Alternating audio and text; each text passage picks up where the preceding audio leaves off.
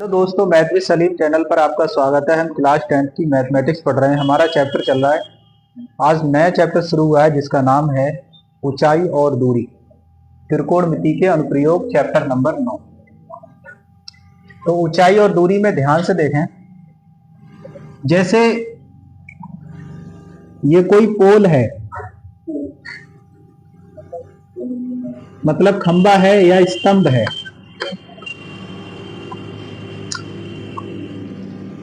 और ये आपकी पृथ्वी है, जमीन, तो ये खड़ा है, ठीक है। अब इस खंबे को आप यहां से देख रहे हो, नीचे से ऊपर को देख रहे हो, यहां पे आप खड़े हैं, और यहां से आप देख रहे हो, यहां से आपकी आंख देख रही है इसकी ऊंचाई, ठीक है। ये आंख बना दो यहां पे, ठीक है।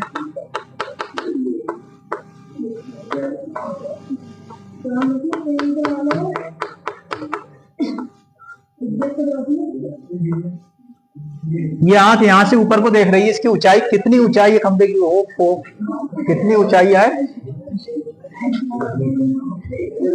तो कितनी ऊंचाई है, इस तरीके से आंख देख रही है खंबे की ऊंचाई कितनी है ना। जैसे कुतुब मीनार को आंख देख रही, कितना ऊंचा बनाया है। तो ये जो एंगल बना आंख पे, ठीक है, जो हमने नीचे से, यहां हमने क्या करा, नीचे से ऊपर को देखा है। तो जब कभी नीचे से ऊपर को देखेंगे तो इसे कहेंगे हम उन्नयन। क्या कहेंगे इसे? उन्नयन कहलाएगा। ये उन्नयन, ये उन्नयन कहलाएगा, और ये उन्नयन कोण बनेगा। थीटा क्या होगा? ये उन्नयन कोण, ये उन्नयन कोण होगा।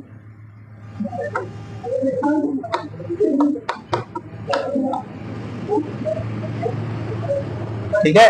अगर कोई व्यक्ति नीचे से ऊपर को देख रहा है किसी की ऊंचाई को, तो ये क्या हो, सब ये कहलाएगा उन्नयन, है ना। समझ गए? ठीक। अब आगे सुनो। अगर कोई व्यक्ति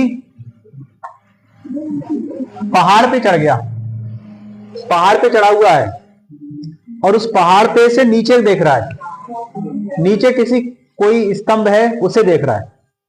कहां से? पहाड़ पे, पहाड़ से नीचे देख रहा है स्तंभ को, ठीक है। तो जब ऊपर से नीचे को देखेगा स्तंभ को,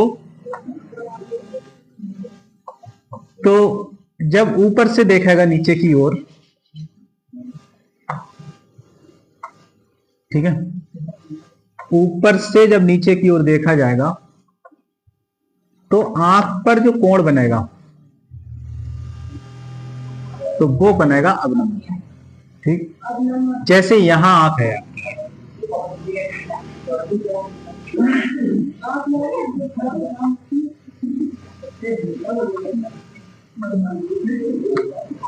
शांत होकर भाई बैठे, ये आपकी आंख बन गई।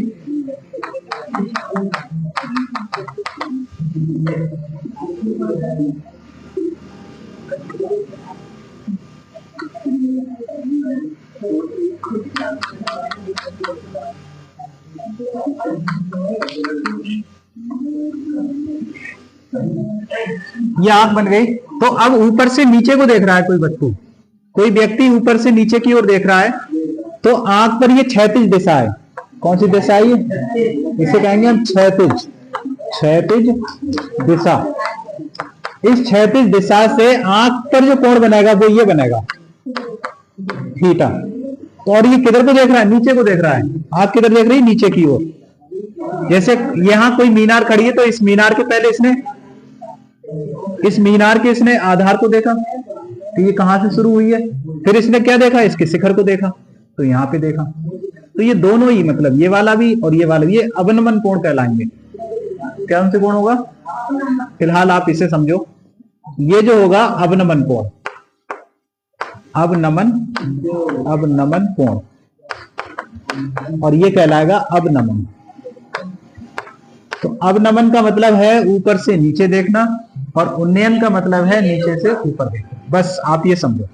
अब एक चीज और बताई थी हमने कि अगर ये दो समांतर रेखाएं हैं और अगर तीसरी रेखा इस तरीके से काटती है, तो जितना ये कोण होगा उतना ही ये कोण होगा, जितना ये कोण होगा उतना ही ये कोण होगा।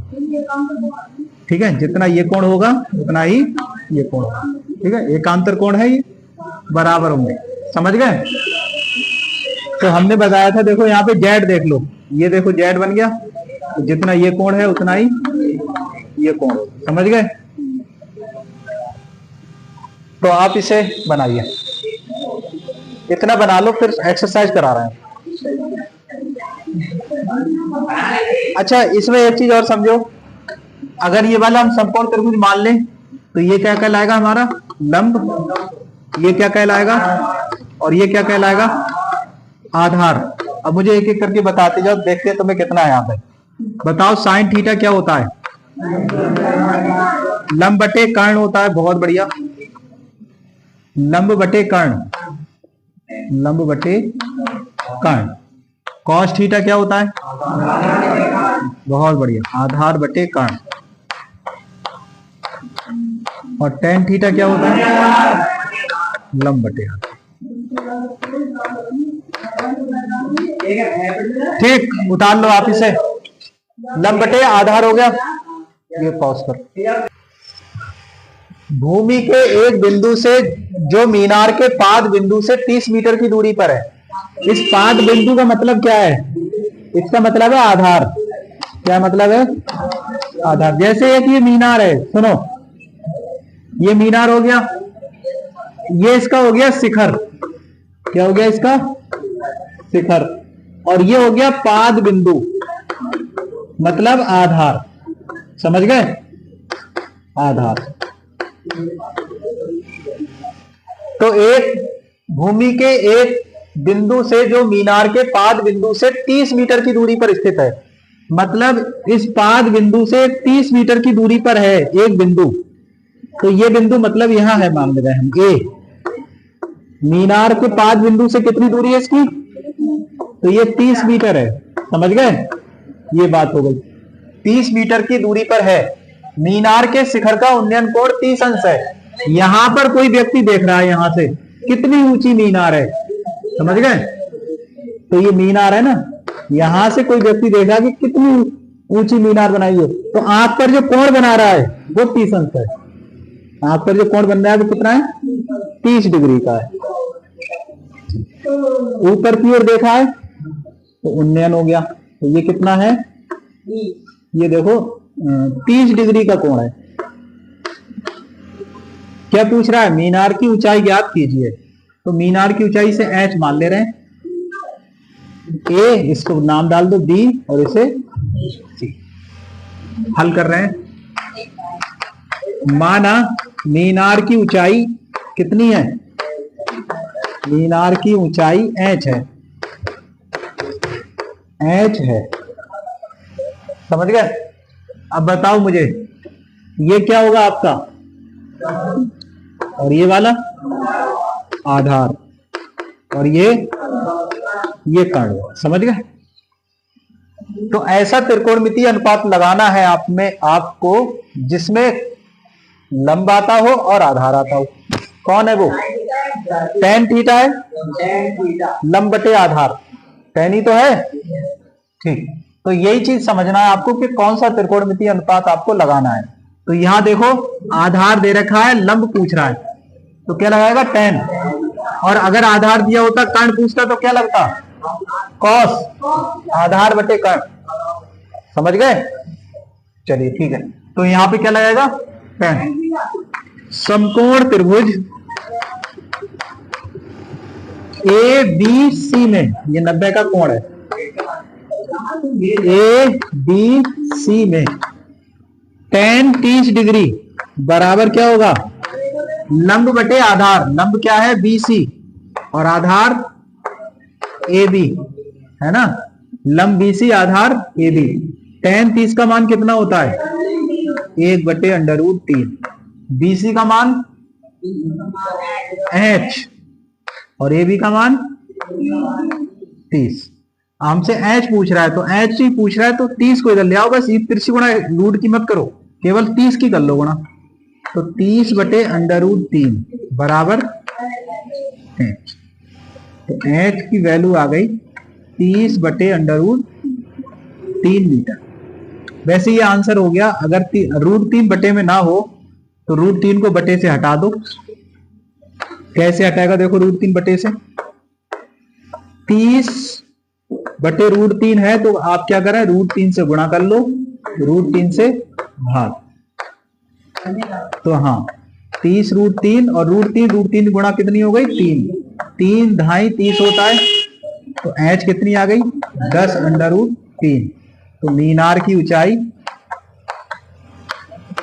यही आपका आंसर है, 10/√3 मीटर है। देखिए सवाल क्या कह रहा है, एक बहुत बड़ा पेड़ है, जैसे ये पेड़ है और ये पेड़ आंधी में टूट गया, मतलब यहां से टूट गया। अब जो ये वाला हिस्सा है ये टूट करके ये जमीन को छूने लगा।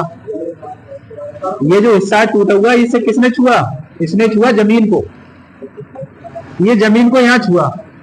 और ये क्या है, ये पेड़ है पूरा, ये वृक्ष था, यहां तक था पहले, आंधी आने से पहले इतना बड़ा वृक्ष था ये। आंधी आने के बाद यहां से ये टूट गया और ये हिस्सा जमीन को छूने लगा, है ना। टूटा हुआ भाग इस तरह मुड़ जाता है कि पेड़ का शिखर जमीन को छूने लगता है। ये शिखर हो गया, इसका छूने लगा। इसके साथ 30 डिग्री का कोण बनाता है। जमीन के साथ जो एंगल है ये वाला, ये कितने का है 30 डिग्री का कोण बनाता है। पेड़ के पाद बिंदु की दूरी जहां पेड़ का शिखर जमीन को छूता है 8 मीटर है। तो ये पाद कहलाता है, हमने बताया था जड़ जो होगी उसकी वो पाद होगी। और यहां से ये जो बिंदु जहां छू रहा है इसे, तो ये दूरी यहां से यहां तक की दे रखी है 8 मीटर। समझ गए। ए बिंदु पे ये छू रहा है तो इसे बी डाल दो नाम, ये सी हो गया और ये डी हो गया। अच्छा पूरा पेड़ कौन सा है, डी। समझ गए। तो पेड़ की ऊंचाई पूछ रहा है आपसे, कितनी ऊंचाई पूछ रहा है, पेड़ की ऊंचाई। तो इस वाले सवाल में हमें दो चीजें निकालना पड़ेंगी। पेड़ की ऊंचाई कौन सी होगी, एक तो आपको ये लंब निकालना होगा और एक आपको ये कर्ण भी निकालना होगा। लंब और कर्ण को जोड़ देंगे तभी ये पूरा पेड़ बन जाएगा, क्योंकि जो ये आधा हिस्सा टूट के यही तो जमीन पे लगा है। अब यहीं से इसे सीधा कर दो तो फिर से पूरा पेड़ बन गया। मतलब ये निकालना है आपको, ये निकालना है, दोनों को जोड़ देना है तो पूरा पेड़ की ऊंचाई हो जाएगी। समझ गए। तो ये सवाल है, चलो हल कर रहे हैं इसे। तो देखो यहां से पेड़ टूटा और जमीन को छूने लगा तो 30 डिग्री का कोण बनाया। तो हल कर रहे हैं यहां से। सबसे पहले देखो समकोण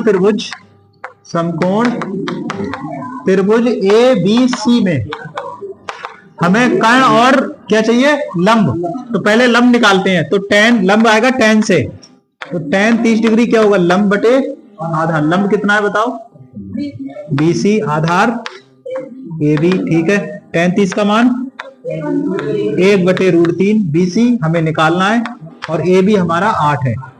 तो तिरछी गुणा कर लो, 8 से इधर गुणा कर लो तो आएगा 8/√3 बराबर BC। तो BC की जो वैल्यू आई वो आई 8/√3 मीटर।